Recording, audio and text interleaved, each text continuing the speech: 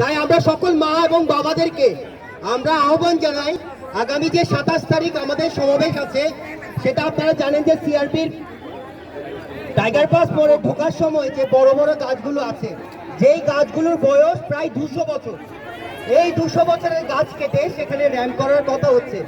আমরা বলছি র্যাম্প হোক, কিন্তু এই 200 বছরের গাছকে কাটা যাবে না। 200 বছরের গাছের বিকল্প কিছু হয় না। তাই সকল মানুষের কাছে আমাদের আবেদন, 27 তারিখ আমরা সবাই একসঙ্গে সমাবেশে যুক্ত হই এবং বাংলাদেশ সরকারকে জানাই যে আমরা চট্টগ্রামের মানুষ, যেইটুকু সবুজ আছে সেই সবটুকু সবুজকে সাথে নিয়ে বেঁচে থাকতে চাই। সবাইকে ধন্যবাদ। আমাদের সাথে আছে বেলা পরিবেশ সংগঠন, আমাদের সাথে রুবা আছে, ওনাকে কিছু বলার জন্য অনুরোধ করছি। চট্টগ্রাম আমাদের, সিআরবি আমাদের, এটাকে রক্ষা করতে হবে আমাদের। চট্টগ্রাম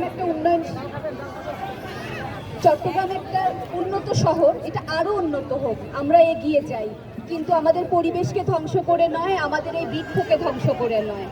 আজকে আপনারা গোটা চট্টগ্রাম শহর ফেলে রেখে এই ছায়ায় এসে যে স্বস্তিতে এই গ্যাদারিংটা করতে পেরেছেন, সেটাই সিআরবির গাছগুলো।